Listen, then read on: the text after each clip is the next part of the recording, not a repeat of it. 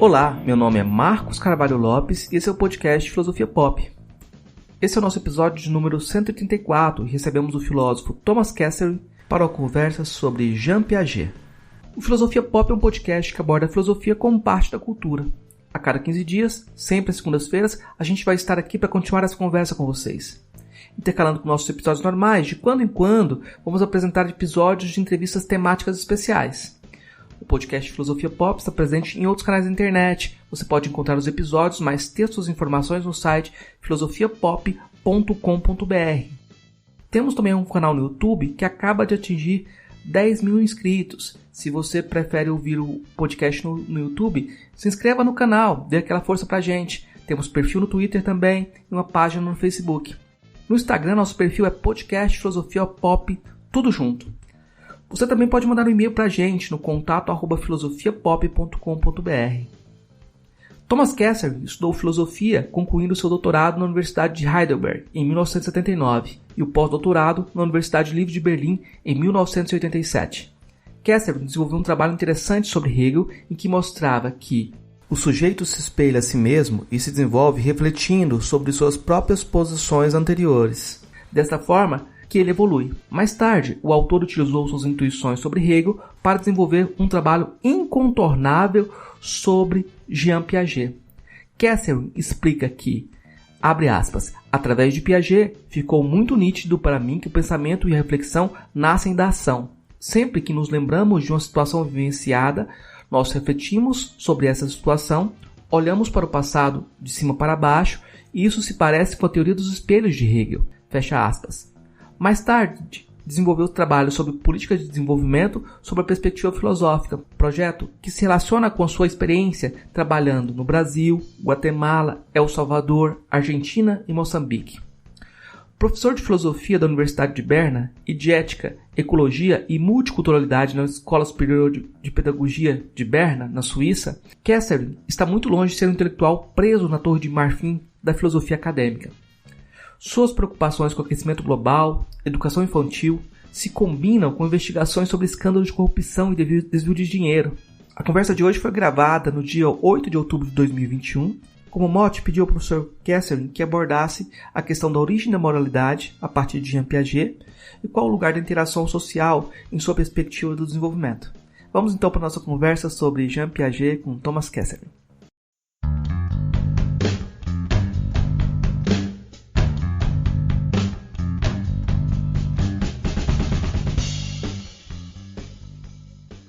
Toda vez que a gente pega alguma psicologia de desenvolvimento social e olha para os países do sul, do terceiro mundo, sempre a impressão é de que há uma defasagem da população, como se elas não se encaixassem nas teorias de desenvolvimento, nem psicanalíticas, nem...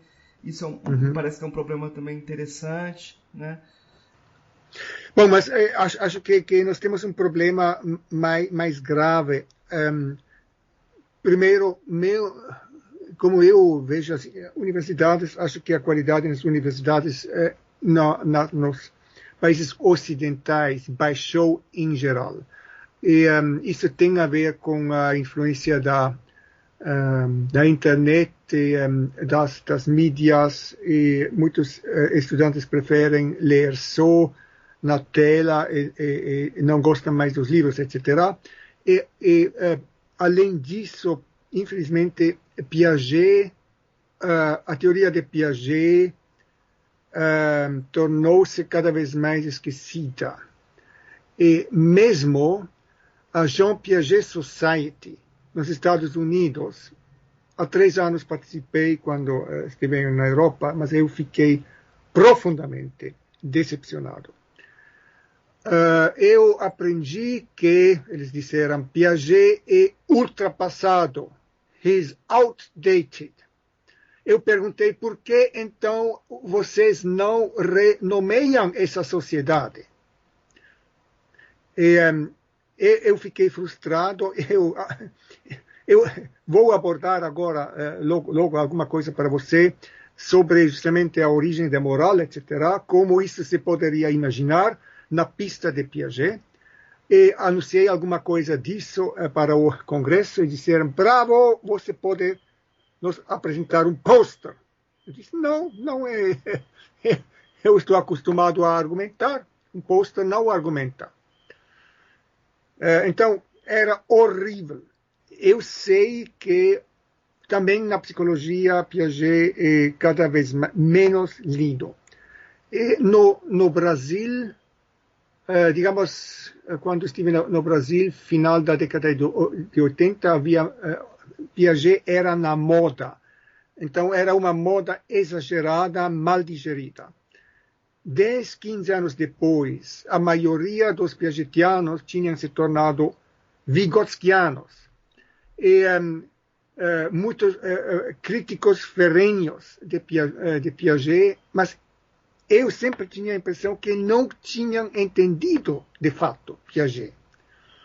E, além disso, eu não criticaria Vygotsky. Vygotsky era um psicólogo genial que faleceu muito jovem, creio, na tuberculose. Ele é excelente. Mas ele não, o que Vygotsky diz, e Piaget diz, não é completamente excludente. Uns dizem, não, mas segundo Vygotsky, é a sociedade que influencia a criança e a aprendizagem da criança é como na geologia uma camada de conhecimento entra na criança, etc. Então, a parte mais ativa é a sociedade. Bom, claro que sem interação social a criança não aprende. Isso é verdade. E a sociedade tem muita responsabilidade. Os pais têm responsabilidade. O professor tem responsabilidade. O que, eu confesso, Piaget não, digamos, apreciou suficientemente. O papel do professor, segundo Piaget, é um pouco como um jardineiro que arrosa, como se chama, que dá água às plantas. Piaget disse que é a criança, a atividade intelectual, a atividade em geral da criança que faz a criança aprender. Parece que é o contrário daquilo que Vygotsky diz, mas não é. Eu dou um exemplo para mostrar porque isso não é excludente. Imaginemos a mãe e o filho ou a filha recém-nascida, mamando. A mãe começa a falar com a criança. Bom, mas a criança recém-nascida não compreende nada. Por que, então, a mãe fala com alguém que ela deveria saber que a criança não entende? Mas imaginemos uma mãe que não fala com a criança. Não nos primeiros dias, depois de 6 meses também não, pois sendo que nunca falou com a criança não vai compreender depois de 6 meses. Bom, então, graças ao fato de que a mãe fala, já antes da criança compreender com a criança, interage com a criança começa a compreender. E a compreensão é da criança, não da mãe, não da sociedade, é da criança. A linguagem é um sistema cheio de regras. Regras de pronunciação, regras de como se forma uma palavra, sílaba, depois de sílaba, como se compõe uma frase através de palavras. Na Alemanha, a construção no alemão, a construção de uma frase é diferente do que no português. Então, cada língua tem suas regras. Mas não é a mãe que explica as regras à criança. Olha, tu tens que botar o verbo no segundo lugar, não no final da frase. A criança não compreenderia e não se interessaria. Mas como então a criança aprende a regra? Sozinha, adivinhando isso. Do mesmo jeito como um cientista descobre as leis da natureza, com hipóteses. Às vezes as hipóteses estão falsificadas. Mesmo assim, hipóteses falsificadas continuam sendo usadas. No neoliberalismo, por exemplo, o neoliberalismo é falsificado e continua sendo usado, pois não há ainda uma hipótese melhor compartilhada por um número suficientemente grande de pessoas. Então, logo que a criança descobre uma nova regra, uma melhor regra gramatical, por exemplo, ela utiliza a nova regra. Mas isso, descobrir as regras, melhorar as regras, é o trabalho da criança. Ela faz. Ninguém outro pode fazer isso no lugar dela. Mas para ela poder fazer isso, a sociedade tem que interagir vigotskianamente com a criança. Então, Vygotsky e Piaget ambos têm razão. Ambos fizeram uma grande contribuição. É um grande erro pensar que se pode abandonar Piaget depois de ter se interessado por Vygotsky. Uma coisa que eu não sabia, lendo o seu livro, eu vi de um texto perdido do Piaget, em que ele fala sobre neopragmatismo, né? Eu falei, olha só, com essa questão do pragmatismo, dá para entender também essa dimensão da relação dele com o ambiente. Se você pega... Eu não sei, eu acho que ele estava falando só do James, né? Do William James, não do John Dewey, né? Quando ele falava de neopragmatismo. Para mim, não, eu pensei que é Dewey. Não sei. Piaget não é um pragmatista no sentido americano, mas ele diz que... eu acho isso importante em Piaget e original. Ele diz que a fonte do conhecimento é a ação. Os empiristas dizem, não, são as sensações. O empirismo lógico diz, não, é a linguagem. A linguagem é sensação. Sentimento. Não, sensações. É linguagem, é lógica. Piaget diz, não, é a atividade. No Evangelho do São João, é dito, no começo é a palavra, em princípio, o começo é o logos. Se não me engano, Piaget cita isso e diz, não, no começo é a ação, o ato. E acho isso inegável. Isso é uma contribuição valiosa filosófica dele. Mas agora, eu prometi falar sobre a origem da ética. Mas aqui eu só parcialmente me baseio em Piaget. Eu me baseio em Piaget no sentido de que aprendi do Piaget que, primeiro, a criança deve ser ativa para progredir. Segundo, ela progride através, passo por passo. Piaget fala em níveis ou em estádios de níveis, etc., que percorrem uma determinada, digamos, lógica. E ele explica isso mais na base de conceitos lógicos ou matemáticos e menos com conceitos morais, éticos. O famoso livro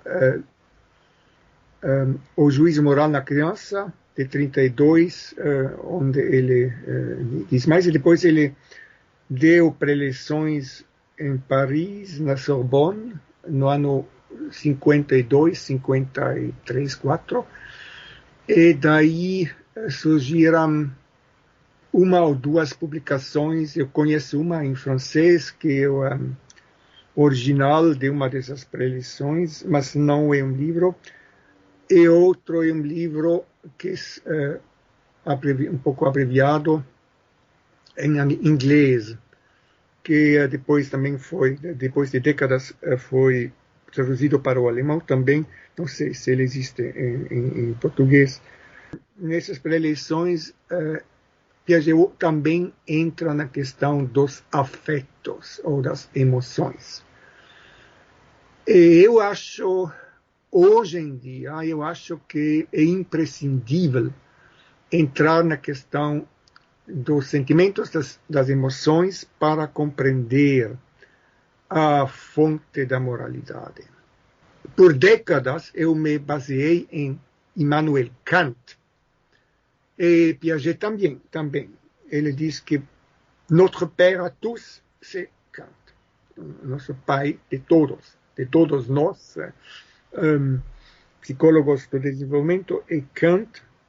E Kant é, de fato, importante para a teoria de Piaget, mas na ética de Kant, cometeu um erro grave que, eu diria, não é prejudicial para a ética de Kant, pois a ética de Kant é tão bem feita que esse erro pode ser consertado.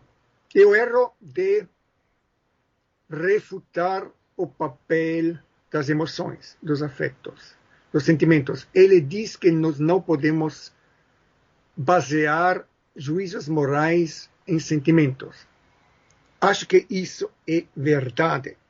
Mas Kant negou, tirou uma conclusão errada. Ele negou a importância das emoções, dos sentimentos para o juízo moral. Negou isso completamente.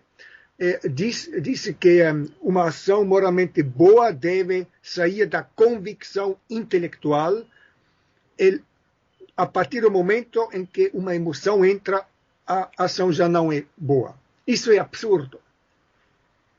Um companheiro dele, aluno, o grande poeta Friedrich Schiller, contemporâneo de Kant, é kantiano.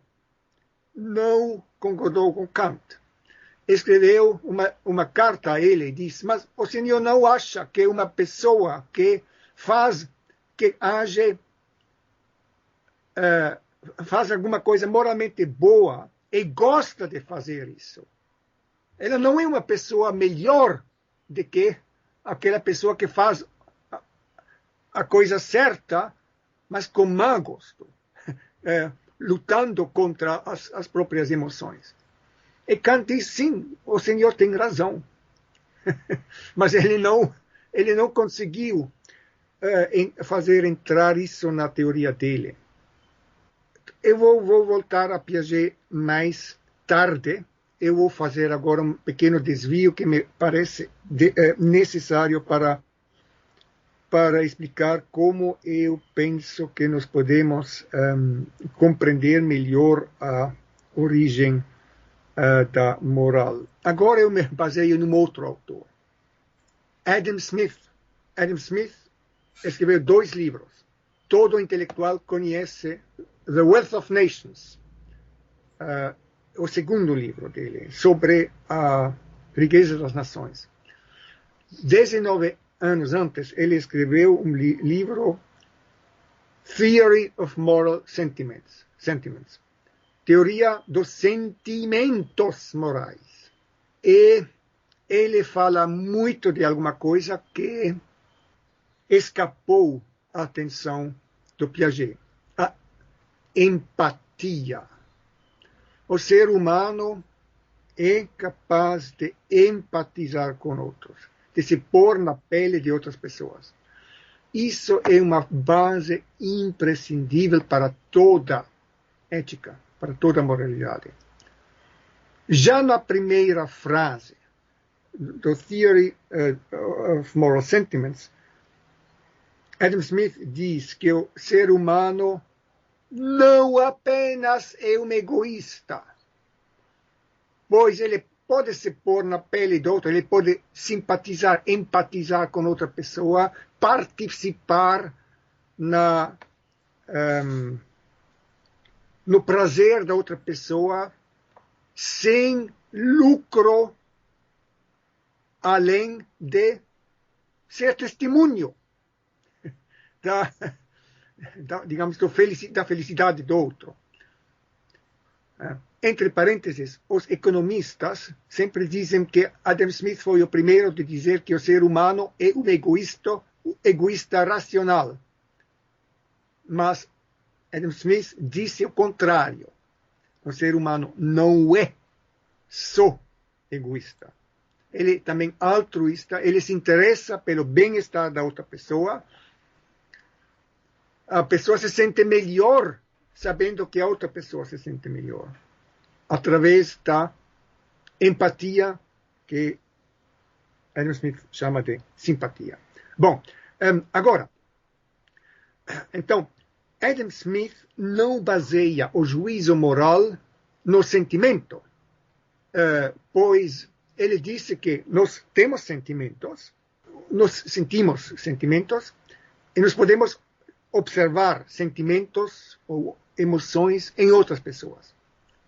Nós temos também que tentar esconder nossos sentimentos, etc. Bom, mas, em segundo lugar, nós podemos empatizar com outras pessoas. E, graças ao fato de que nós podemos empatizar com outras pessoas e observá-los, nós percebemos se a outra pessoa sente como eu me sentiria no lugar dela, ou não. Então, a empatia não significa, empatizar com outra pessoa não significa sentir o mesmo como a outra pessoa. Significa só se pôr na pele da outra pessoa, e se nós percebemos, observamos a outra pessoa ou ouvimos como ela se comporta, podemos concluir se ela sente a mesma coisa como eu sentiria se eu fosse no lugar dela. E ele depois diz que essa empatia é uma base também pela interação, e provavelmente é uma das fontes da linguagem, da compreensão da criança da linguagem da mãe, pois eles interagem emocionalmente desde o começo. E a linguística acompanha isso, e graças ao entendimento emocional, a criança depois começa a adivinhar o que significam as palavras. Bom, então,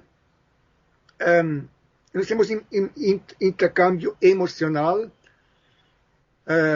graças à emoção. E agora, Adam Smith diz duas coisas. Primeiro, se eu quero que você entenda meus sentimentos, eu devo um pouco diminuir os meus sentimentos, um pouco. Ele fala da virtude de me autocontrolar. Se eu estou com raiva, e se eu quero que você participe na minha raiva, é melhor eu não mostrar toda a minha raiva. Pois se eu mostro só a minha raiva, você certamente não vai empatizar comigo. Então, eu devo me autocontrolar, quer dizer, diminuir os meus afetos. E, por outro lado, se eu observo seu comportamento, eu devo me esforçar de entrar em você, me sensibilizar para suas emoções. Então, ele fala de duas virtudes: autocontrolo daquele que se comporta e sensibilidade pelo observador. E depois ele introduz mais alguma coisa, que ele chama o observador neutro, observador imparcial. Pois o que eu acabo de explicar mostra que na interação humana nós muitas vezes não temos as mesmas emoções. E se nós não nos entendemos emocionalmente, arriscamos de entrar num conflito. Pode se desenvolver um jogo de emoções negativas, etc. Mas o contrário também é bem possível, que se nós nos entendemos bem, então nos harmonizamos cada vez mais nossas emoções, etc. Aliás, Adam Smith diz que um par de amigos, um casal de amigos ou um casal, é melhor, se houver desentendimentos entre os amigos ou entre dentro do casal, é melhor um desentendimento em questões políticas ou em questões, dizendo, a questões da arte, da cultura, em vez de questões emocionais. O desentendimento emocional é a pior das coisas. Um casal que não se entende emocionalmente não vai funcionar. É muito melhor um casal entre opostos políticos que, pelo menos, emocionalmente se entendem. Então, isso já mostra que a importância da base emocional na interação humana. E isso falta quase completamente em Piaget. Agora, o observador imparcial. A partir do observador imparcial eu posso voltar a Piaget, mas eu devo explicá-lo antes. Em vários lugares do seu livro, Adam Smith fala daquele observador e diz que numa interação nós assumimos um terceiro lugar fora de você e de mim. Eu me posiciono aqui fora e olho para nós ambos. Enquanto observador imparcial, eu percebo se o meu autocontrolo for suficiente ou não. Ou se eu me sensibilizo suficientemente para suas emoções ou não. Então, o observador imparcial é uma instância de autocontrole de mim, mas também de interpretação do seu papel. Eu penso que, através desse observador imparcial, podemos agora voltar em Piaget. Pois o observador imparcial é a descentração em Piaget. Descentração. Só para repetir o que isso significa em Piaget. Piaget fala muito de egocentrismo ou de centrismo. A consciência é centrada em alguma coisa e não considera as coisas do lado direito, do lado esquerdo, ou atrás, etc. Ele descreve a pequena criança como se ela fosse o centro do mundo. Desse egocentrismo faz parte uma não diferenciação. Eu penso que a criança recém-nascida, que está mamando no peito da mãe, não tem consciência de que ela é uma outra pessoa do que a mãe. Mas depois de alguns meses, sim, ela percebe isso. Mas, emocionalmente, se a mãe começa a chorar, a criança vai chorar também. Então, emocionalmente, não faz uma distinção. Essa não distinção emocional com a qual a criança começa, provavelmente, é a fonte da empatia. Não de Piaget, mas de outros psicólogos que se baseiam em Piaget. Em Piaget eu aprendi que uma criança de um ano, muitas vezes, ainda confunde suas emoções com as emoções do outro. Mas, com um humano, às vezes um pouco antes, um pouco depois, a criança começa a, intuitivamente, distinguir suas emoções minhas emoções. Isso se pode observar no jardim de infância, quando uma criança tropeça e cai e começa a chorar. Uma outra criança vem para consolá-la.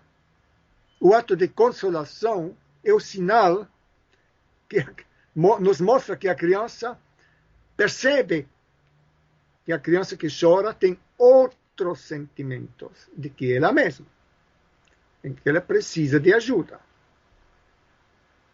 Mas, entre parênteses, na mesma idade, a criança também intuitivamente percebe que ela pode manipular as emoções do outro, no sentido bom, consolá-lo, ou no sentido ruim, terrorizá-lo.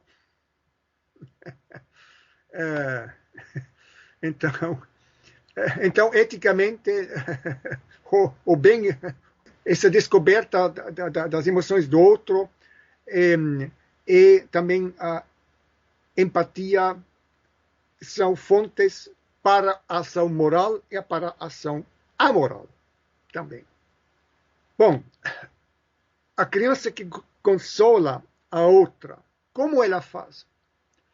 Ela busca a boneca dela mesma, com a qual ela mesma costuma se consolar, e oferece ao amigo.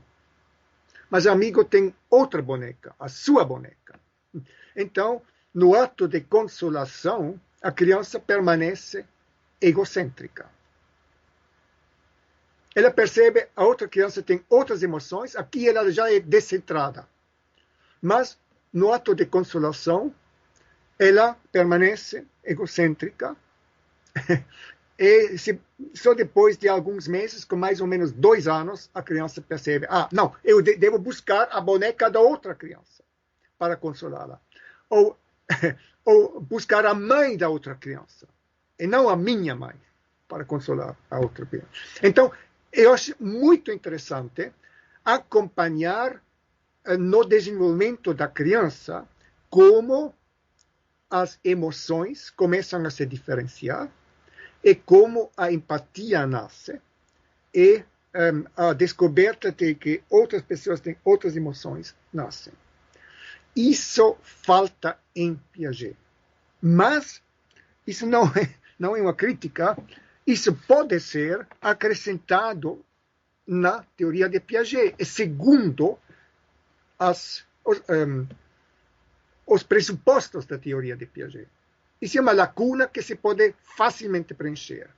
E, digamos, nível ulterior. Não, eu vou mencionar mais alguma coisa que também não é mencionado em Piaget. Com 1 ano e meio, acho que com 1 ano e meio, mais ou menos, a criança percebe que outra criança tem outras emoções. A criança começa a reconhecer-se no espelho. Agora, eu acho interessante que o rosto é uma das poucas partes que você pode ver meu rosto. Bom, agora eu posso ver meu rosto também aqui na tela, mas normalmente não. Só no espelho, mas no espelho meu rosto é espelhado. Então, quanto ao nosso rosto, cada um de nós é numa desvantagem. Todos os outros podem ver nosso rosto, menos nós mesmos. Mas os nossos sentimentos, nós mesmos conhecemos. E os outros não podem vê-los. Eles podem observar nosso comportamento e fazer suas conclusões. Mas eles não sentem nossos sentimentos. Nós somos privilegiados em nossos sentimentos e desprivilegiados com nosso rosto. E com 1 ano e meio, a criança faz ambas as descobertas. Tu tens outras emoções do que eu. As minhas emoções só são minhas. é aquilo que eu sinto e tu sentes outra coisa. Mas esse aqui é meu rosto. Agora, vou pular agora nível do desenvolvimento piagetiano até o final. Eu agora, questão do espelho, da descoberta das emoções do outro, e final do chamado nível sensorimotor em Jean Piaget, do primeiro nível. Agora, como a situação se apresenta no final do segundo nível, que ele chama de nível pré-operatório, antes de que as operações concretas, como ele chama, começam. Piaget diz que, em princípio, em cada nível a história se repete. O egocentrismo reaparece em cada nível no começo e depois vai ser superado cada vez mais. Bom, eu diria que a empatia se cristaliza claramente no final do nível das sensorimotor. E o paralelo, no próximo nível, é uma intuição, digamos, ética ou moral, que pode ser formulada numa regra, na chamada regra de ouro. Não faça ao outro aquilo que tu não queres que ele te faça. E Piaget cita essa regra de ouro no seu livro. Ele atribui a compreensão daquela regra a uma criança de 10 anos, mas acho que com 7, 8 anos a criança, em princípio a compreende. Mas antes de compreender a regra, a criança evidentemente compreende. Por exemplo, se uma criança começa a bater no colega, e depois a tia vem e diz, o que tu estás fazendo? Imagina, tu queres ser batido? Não. Por que então tu bates o teu colega? Então, é preciso da intervenção da tia para lembrar a criança, tu não queres ser batido. Então, por favor, não bate no teu colega.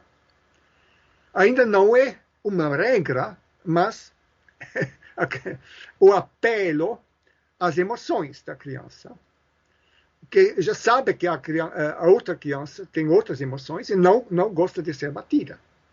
Então, essa regra de ouro, em princípio, é ligada a duas pessoas em interação, duas pessoas ambas capazes de pôr-se na pele da outra pessoa e na posição da outra pessoa. E se ver eles mesmos através dos olhos do outro. Antes falei do espelho. A criança se reconhece no espelho.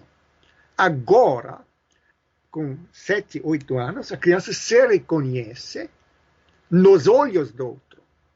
Percebe como a outra pessoa pensa sobre ela. Pelo menos intuitivamente.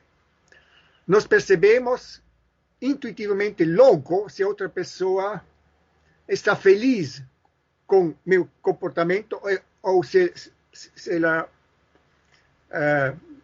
se nega a isso, tem desgosto ou raiva ou não sei o quê. Então, isso tem um impacto em mim, não apenas tem um impacto em mim, mas me informa também como eu estou visto de fora. Descentração, novamente. Eu me ponho na posição do outro, eu me vejo. Em princípio, eu acho que é isso que Adam Smith tem em mente quando ele fala do observador imparcial. Eu penso que uma criança de 7, 8 anos, pela primeira vez, é capaz capaz de assumir a posição do observador imparcial. Antes, não. Mas, no final do nível pré-operatório e a partir daí. Então, eu necessitei um pouco a teoria de Adam Smith para mostrar a base da qual nós precisamos para compreender desenvolvimento dos juízes morais na criança. Piaget fala da mutualidade. É um conceito central na sua teoria do desenvolvimento moral, e essa mutualidade justamente entra no final desse segundo nível, aquilo que acabo de explicar. Através de Adam Smith podemos compreender que isso é uma aquisição graças a uma abstração reflexiva sobre a nossa interação emocional. Piaget não descreve isso assim, mas acho que isso é a verdade, e com isso se pode compreender facilmente como agora entra o juízo. Um juízo não é uma emoção, não é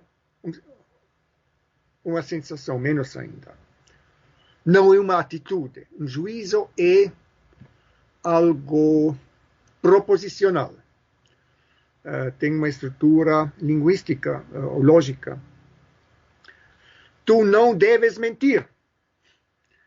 Não faz a outro aquilo que tu não queres que outro te faça. O observador imparcial, segundo Adam Smith, é aquele que conhece as regras, ou estabelece, ou digamos que conscientiza as regras da interação. Mas, porque essa ou aquela regra? Por causa da nossa vida emocional, para, digamos, não ofender outros. Se eu ofendo outro, eu vou ser ofendido também. Eu não gosto disso. Então, seria melhor não ofender outro, para não ser ofendido, etc. Então, essas primeiras regras são mais ou menos primitivas ainda, baseadas em nosso próprio interesse e no interesse do outro, que nós conhecemos, ou assumimos que os interesses de outros sejam os mesmos como os meus. Piaget não mencionou que a regra do ouro é ela mesma, egocêntrica, pois, claro, um masoquista que gosta de vez em quando ser batido, talvez bate no outro, mas o outro não quer ser batido. O escritor inglês John Bernard Shaw disse alguma vez: não faça ao outro. Não, eu não me lembro mais como ele formula, mas eu diria que não é suficiente só agir segundo a regra de ouro. Não é suficiente tratar da outra pessoa como se ela tivesse exatamente as mesmas predileções, as mesmas prioridades como eu mesmo. Mas a regra de ouro não diz respeito a essa possível diferença. Mas essa diferença a criança descobre depois também. Logo depois. Que nem sempre a outra criança quer ser tratada do jeito como eu quero ser tratado. Só a frase do Shaw é: não faças aos outros aquilo que gostarias que fizessem a ti. Os seus gostos podem ser diferentes dos teus. Então é isso que você está explicando. Uhum. Sim. Sim, exatamente. Então, a regra de ouro, por um lado, pressupõe descentração. Pois me ponho na pele do outro. Mas, por outro lado, ela não é completamente descentrada, pois eu atribuo ao outro a minha visão. Então, é justamente a mesma situação como aquela da criança que console o colega dando a própria boneca. Isso é a regra de ouro no próximo nível, é equivalente à regra de ouro. E se nós subimos mais um nível, até o final do nível das chamadas operações concretas, mas isso não é Piaget. Piaget disse que há uma repetição dos mesmos problemas, mas em muitos lugares ele não mostra isso. Então, eu estou procurando o que poderia ser a mesma situação no próximo nível. Bom, nós temos sociedades, grupos, etc., e interação entre grupos. E aqui nós temos o mesmo problema. O grupocentrismo, nós falamos em eurocentrismo, por exemplo. Eu acho que os americanos também têm forte centrismo na cultura americana, na visão americana, etc. E isso é natural. O primeiro grupo que nós conhecemos é nosso grupo. E se nós encontramos um outro grupo bastante diferente, no primeiro momento nos estranhamos e talvez estamos aborrecidos, etc. Ou nós estamos fascinados, entusiasmados e estabelecemos uma relação romântica. O romanticismo também é um sinal de uma diferenciação insuficiente. E também a raiva, pois nós estamos raivosos, por exemplo, contra o Islã, etc., na medida que não conhecemos. Por exemplo, o Islã, isso é o terrorismo. Não é. Há terroristas islâmicos, há terroristas cristãos também. Há até terroristas cristãos teólogos no Sudão. Então, mesma coisa. Então, é preciso muito trabalho para conhecer uma outra cultura. Claro, mas é preciso trabalho antes de conhecer uma outra pessoa. A mesma coisa. Então, na relação intercultural, pode ocorrer a mesma coisa. Não, vocês são uma outra cultura, eu já descentrei. Eu sei que vocês não têm a mesma visão como eu, etc. Mas eu trabalho com más atribuições a elas, não as entendo, e talvez romantizo demasiadamente ou me separo demasiadamente pelo fato de que, no caso do romanticismo, eu faço uma projeção das coisas que me agradam naquele outro grupo. Ou eu projeto coisas que eu odeio no outro grupo. Então, a descentração é incompleta. Nós temos uma descentração parcial, eu sei que é um outro grupo, mas a minha imagem do outro grupo é cheio de prejuízos próprios. Então, isso mostra que Piaget tem razão em falar em níveis, em falar em fases de centrismo que se descentram. E no meu livro, quando o escrevi há mais de 30 anos, eu sempre achei que a descentração passa 2 passos, não só um. Esses exemplos mostram isso também. Eu sempre disse que no primeiro passo descubro a diferença entre mim e o outro.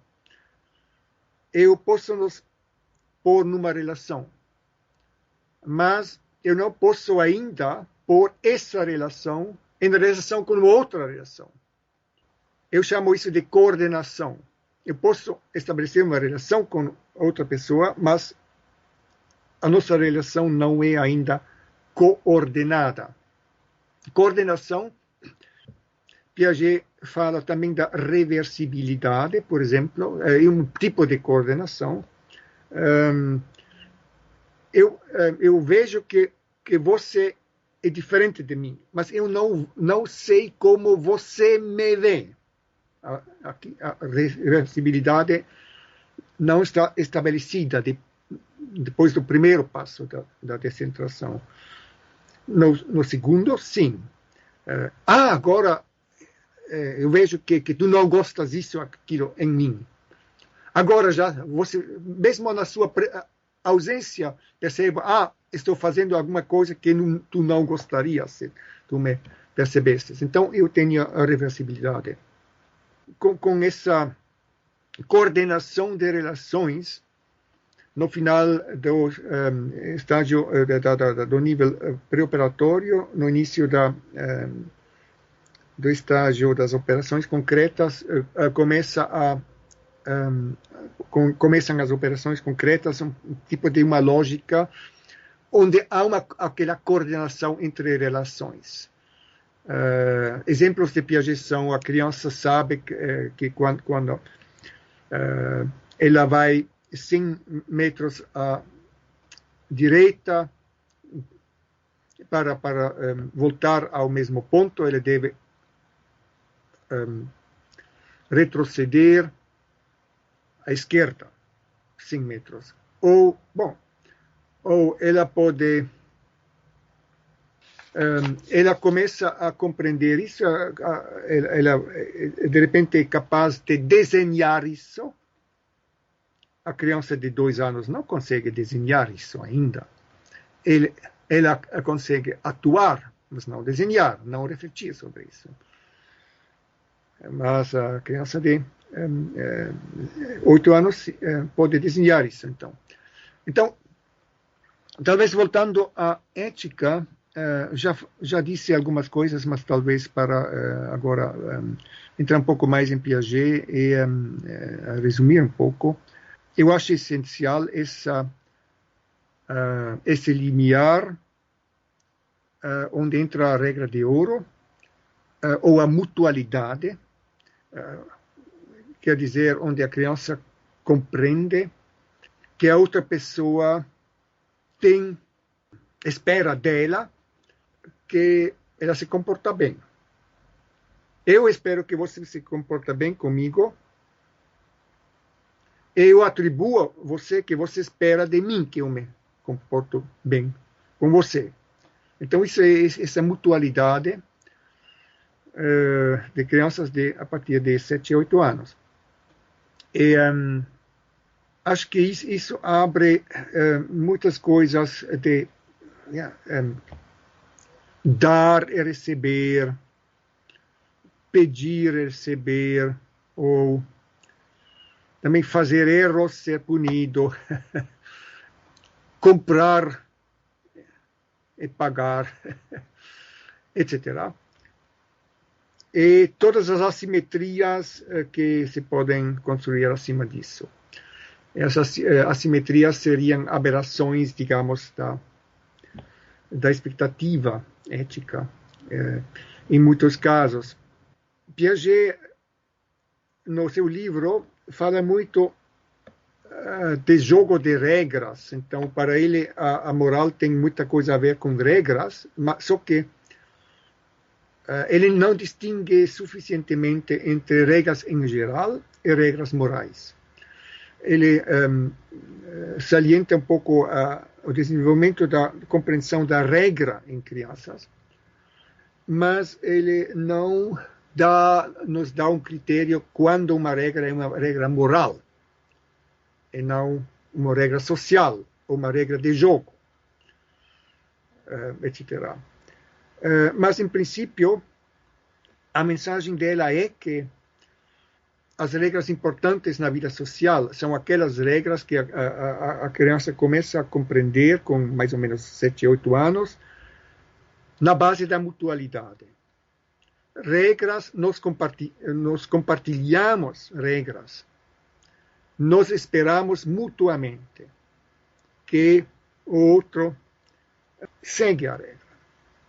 E mais em diante, ele percebeu que no final do estágio das operações concretas, particularmente os garotos gostam de discutir sobre regras, inventar regras, etc. Então isso é um outro tipo de jogo.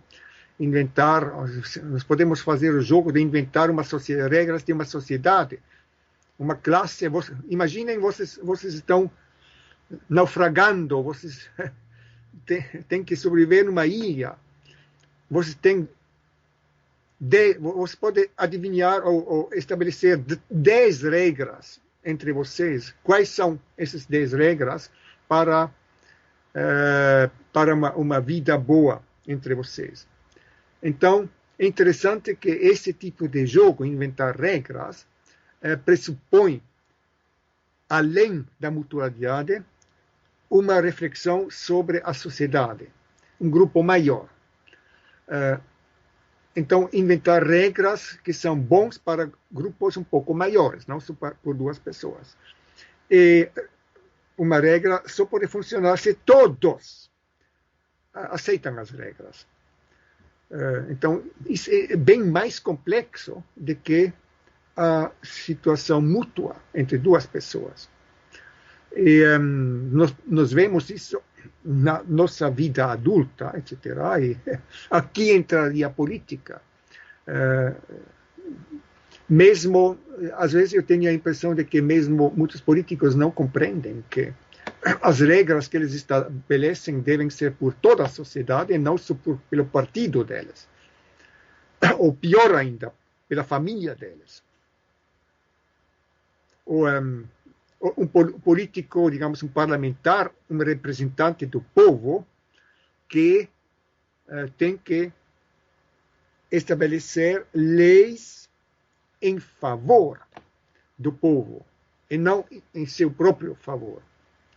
Então, na política é preciso de muita descentração.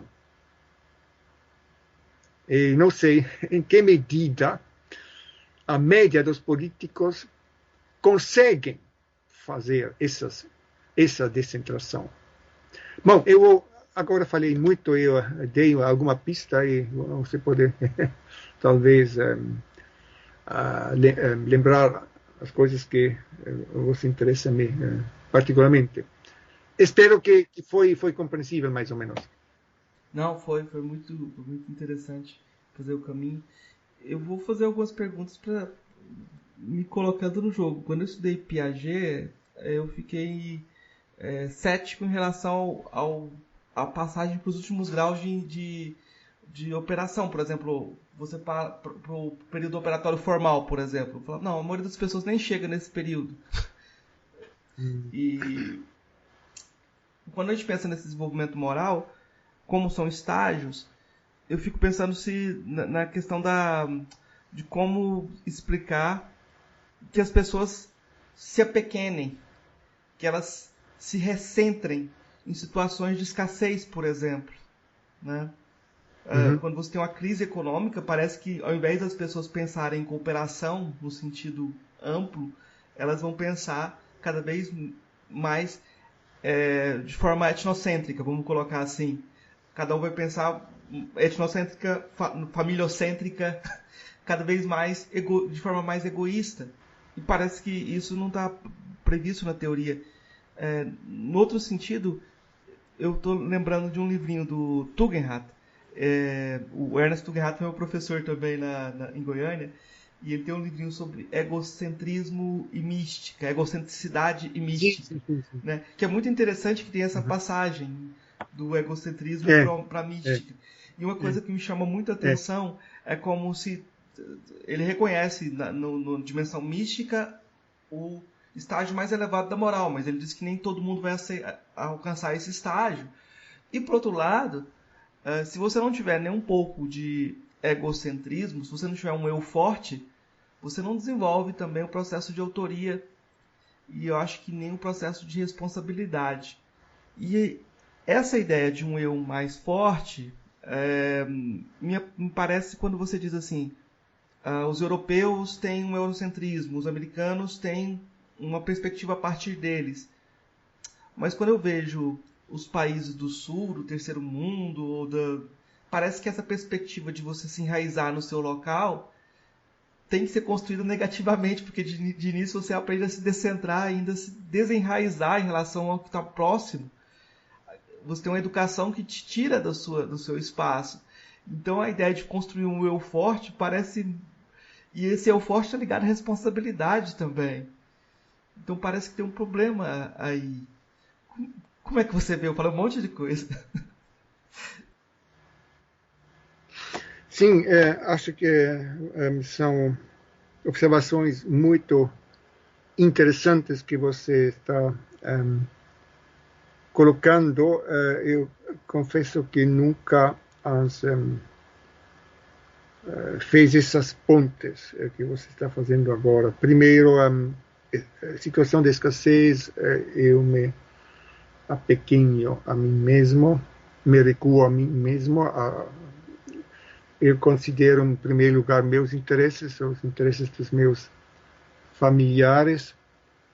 Aqui eu me pergunto se isso, de fato, é egocentrismo, pois imagino que as pessoas poderiam se abrir para outros numa situação onde não houver essa escassez.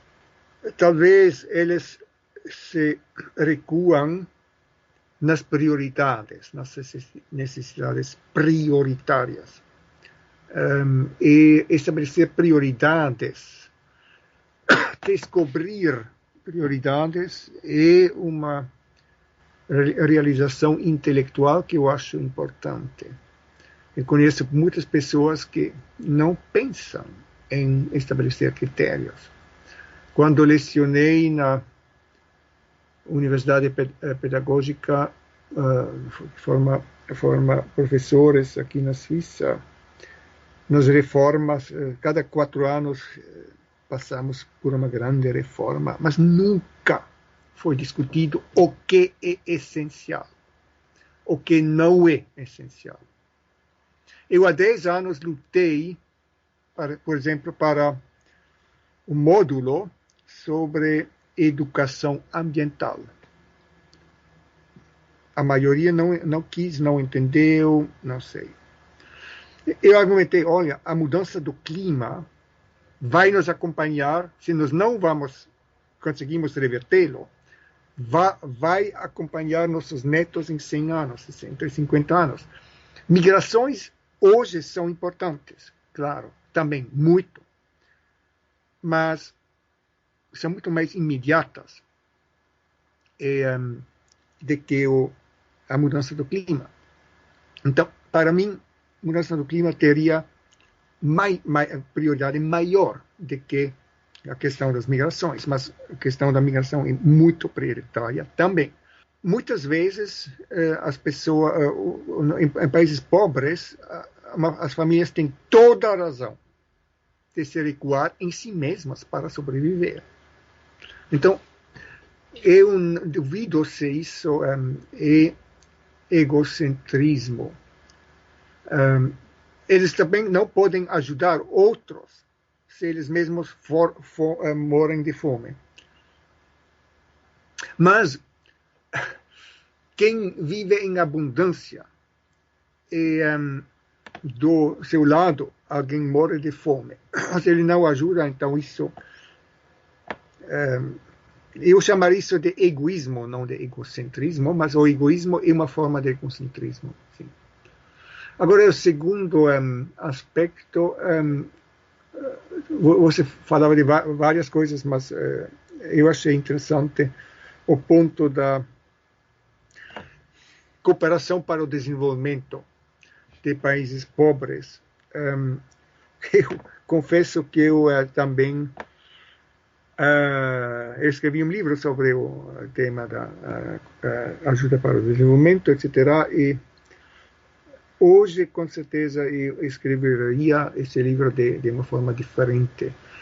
Eu vejo muitas ingenuidades que eu cometi, mas acho que na época, quando escrevi o livro, era um pouco a opinião dos especialistas que hoje, eu diria, foram ingênuas.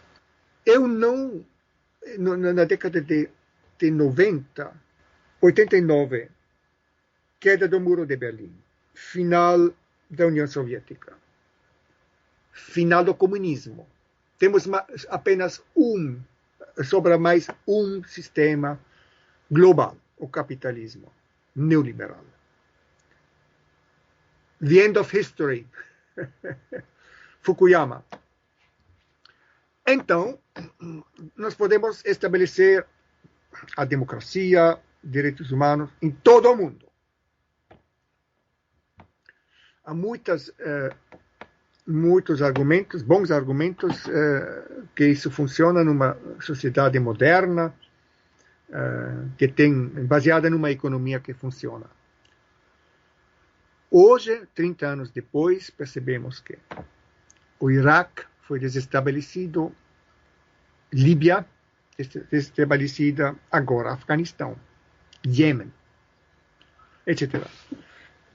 Com a ajuda do Ocidente, dos americanos, basicamente dos europeus, dos soviéticos também no Afeganistão. Eu sempre me incomodei dos políticos americanos que se recusam a aprender outras línguas do que inglês, mas pensam que eles entendem todas as outras culturas e podem impor suas regras a eles. Isso é horrível. O resultado hoje é completamente nítido. Agora, você sabe que eu lecionei também no Moçambique. Eu fiz isso, pois, quando comecei, a África foi um continente que eu não conhecia. Eu achei que para falar sobre ajuda para o desenvolvimento seria necessário conhecer um pouco a situação na África. Então eu tinha a grande sorte de encontrar o professor Severino Nguyen, que na época viveu na Suíça. Ele me disse que por anos ele procurou alguém que ajudaria ele. Então, assim começou. Eu costumei, eu tentei um pouco acomodar a minha moda de ensinar a situação na África, mas claro que a minha maneira de acomodar foi também cheio de preconceitos europeus, tomasianos, etc., kesslerianos, etc. Mas, por exemplo, eu achei, eu faço propostas, mas eu não sou quem decide. Eu sou branco, os moçambicanos decidem. E, por exemplo, depois de alguns anos, 9 anos, os estudantes começaram a me dizer que agora eles têm que trocar de orientador, pois os chefes não querem que eu continuasse a orientá-los, deve ser um novo professor moçambicano. Então eu achei natural isso. Eu trabalho por algum tempo aqui e depois os moçambicanos assumem. O problema era que aquele jovem que entrou tinha-se recém-doutorado, mas ele não era muito entrado profundamente nas questões da ética. E depois eu me dei conta disso e os estudantes sofreram um pouco com isso. E outra decisão que foi feita, que eu nunca teria feito assim, era introduzir imediatamente um curso de doutoramento. Eu disse que isso é cedo demais. Eu prefiro ir nas escolas agora. Claro, isso é menos prestigioso. É mais prestigioso para a ONU dizer: nós moçambicanos hoje nós fabricamos os nossos doutores nós mesmos. Nós já temos várias fábricas de doutores. E eu acho que aquilo que nós fizemos em grandes partes fracassou, foi um fracasso. Claro que alguns aprenderam muito sobre ética, mas de 15 pessoas que eu orientei no mestrado, de 15 aos 16, 3 já faleceram. A expectativa de vida é bem menor no Moçambique. Isso é trágico. Esses 3 foram dos melhores. Então, é um pouco a minha experiência que eu fiz quando me esforcei na cooperação para o desenvolvimento. Eu me sinto fracassado. Professor, faço sempre as mesmas 3 perguntas para todos os convidados. Eu vou fazer elas para o senhor agora. São 3 perguntas simples, para respostas mais curtas. Mas aí o senhor responde como o senhor achar melhor. A primeira é: o que é filosofia? A filosofia coloca perguntas com respeito a coisas que parecem evidentes, que são hábitos ou, que nós queremos conhecer. E com essas perguntas começa a reflexão e às vezes há respostas. Às vezes há muitas respostas que se excluem mutuamente, então a filosofia continua. Se de repente surge uma resposta certa, indubitável, a filosofia cede lugar à ciência. Das filósofas ou filósofos que você conheceu pessoalmente, qual foi o que mais me impressionou? Bom, são vários. Eu conheci bastante bem o Tugendhat, eu fiquei muito impressionado. Ele também teve alguns lados mais escondidos, que felizmente são desconhecidos também. Mas eu aprendi muito com ele, apesar de não ter participado muito da sua filosofia analítica no começo, mas quando ele entrou na ética, aprendi muito dele. Ele gostou muito da nossa decisão de ir no Brasil há 30 anos. Isso nos aproximou. Foi um acaso, eu não sabia. Eu sabia que ele tinha vivido na Venezuela, e na época quando eu decidi de vir ao Brasil, ele também tinha a ideia de voltar à América Latina. Então, isso. Habermas, cheguei a conhecer Habermas, e Habermas é admirável também.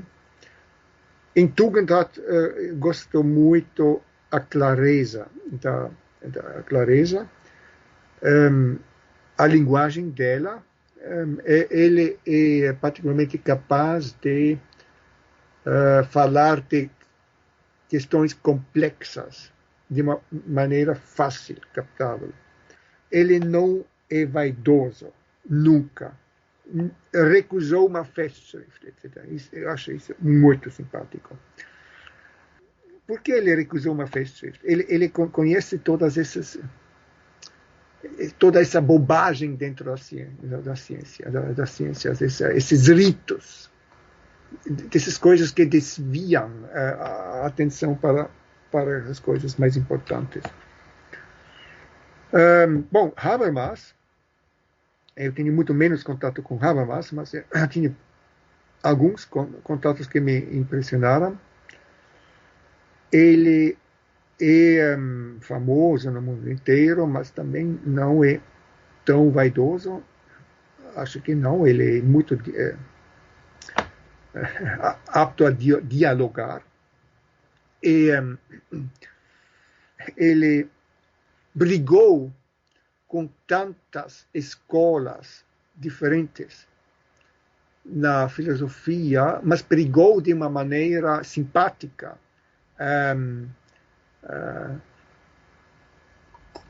cooperadora, que ele finalmente se tornou amigo de todas elas e os fez entrar na filosofia dele.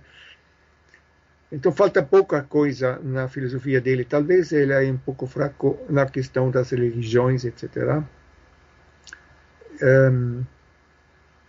Ele sempre também disse que ele não entende muito da economia. Lamento isso. Mas às vezes algumas coisas dele são muito difíceis a ler e eu teria recomendado a ele de trabalhar um pouco, pois normalmente o autor deve fazer o trabalho difícil e não o leitor. Tugendhat faz este trabalho, Habermas menos, mas os escritos menores ou mais marginais de Habermas são brilhantes. Então ele mostra como ele domina a linguagem, o pensamento, a arte de convencer os outros. Eu acho também a filosofia dele muito, muito simpática, mas talvez ela seja demasiadamente eurocêntrica. Acho que ele hoje também conta entre os dinossauros, mas eu não sei o que o futuro vai trazer. Talvez um futuro, na visão de Habermas, teria sido preferencial àquele que nos espera agora, não sei.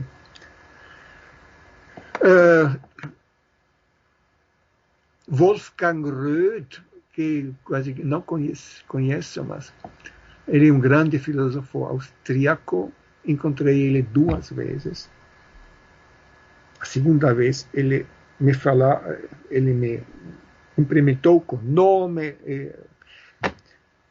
sabia de tudo que nós falávamos anos antes. A primeira vez.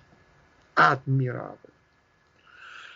E agora também me lembro, tinha um encontro com Georg Henrik von Wright. Era um dos discípulos de Wittgenstein e o maior filósofo finlandês.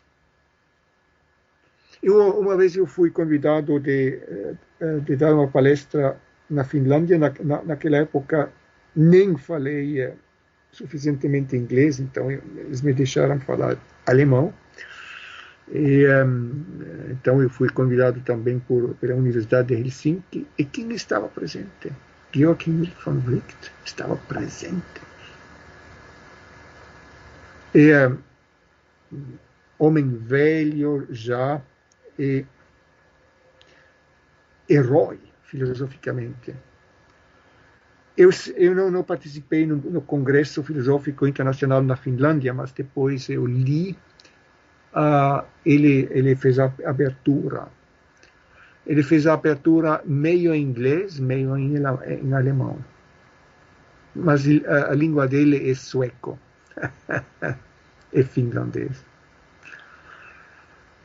É uma pessoa também completamente não vaidosa. É muito claro nos escritos. Mas a última pergunta que eu faço para todos os convidados é a seguinte: qual o seu filósofo ou filósofo favorito?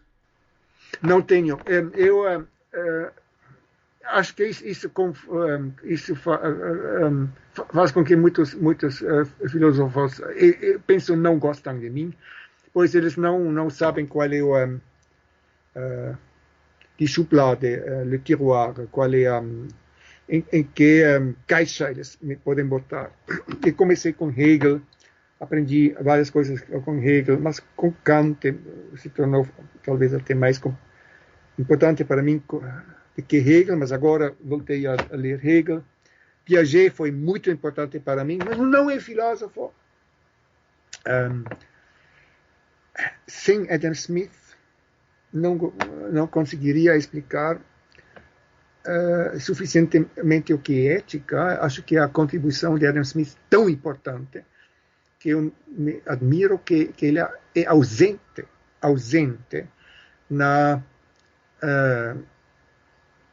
cadeiras de ética. E, Kant, mas sempre o Kant mal entendido. O imperativo categórico com 3 fórmulas. Muitos conhecem uma ou depois mencionam uma outra, mas não percebem que eles têm uma relação entre eles. E que tem uma terceira, que também tem uma relação. Kant explica isso num escrito onde ele diz que isso é um escrito popular.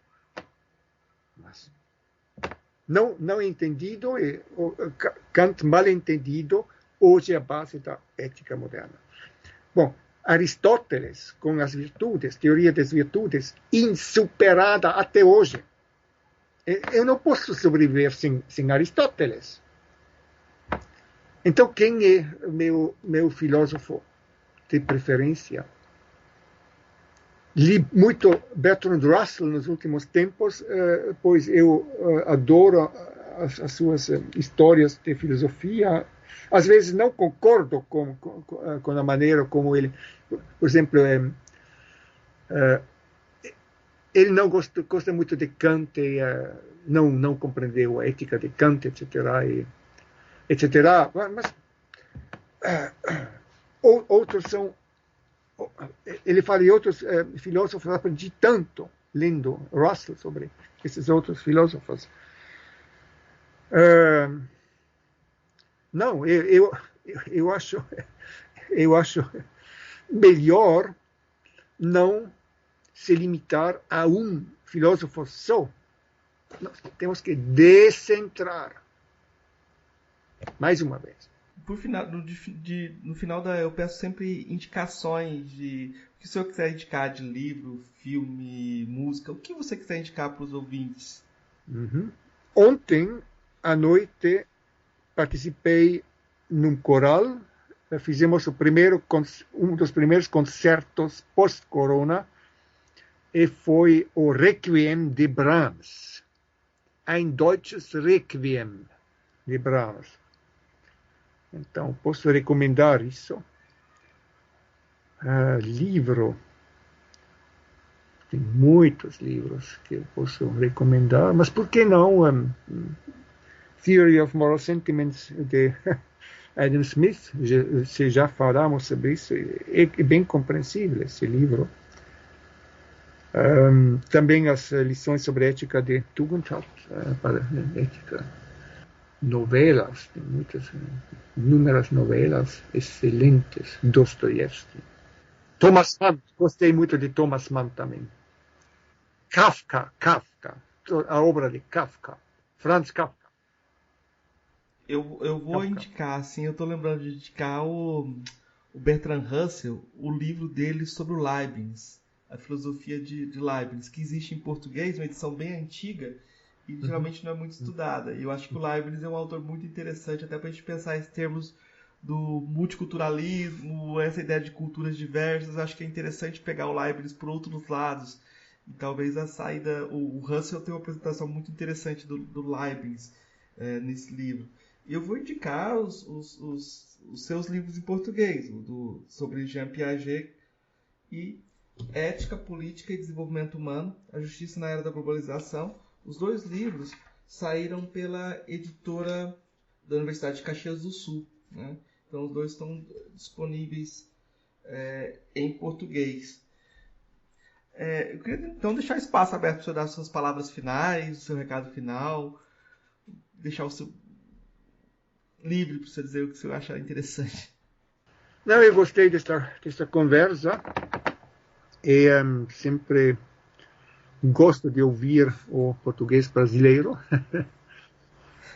Me sinto feliz que você mencionou meus livros. Eu nem sabia se eles ainda estão acessíveis ou não, pois o Brasil está numa crise profunda e a Universidade de Caxias também. E nem sei se a livraria ainda existe. Ela floresceu várias décadas, mas agora penso que acabou ou mudou completamente de linha, não sei. Então, eu fiquei surpreso que você conseguiu esse livro ainda. como talvez como palavra final, eu espero que o Brasil consiga logo possível um bom governo. A gente espera isso também. A gente espera isso também. Eu vou fechar a entrevista, então. Muito obrigado, professor. Acho que foi uma grande conversa.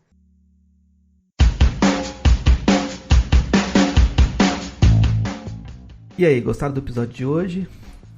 O recado final é para também divulgar que no nosso site filosofiapop.com.br você encontra alguns textos do professor Thomas Kessler em parceria com o professor Severino Goenha e com Carlos Carvalho.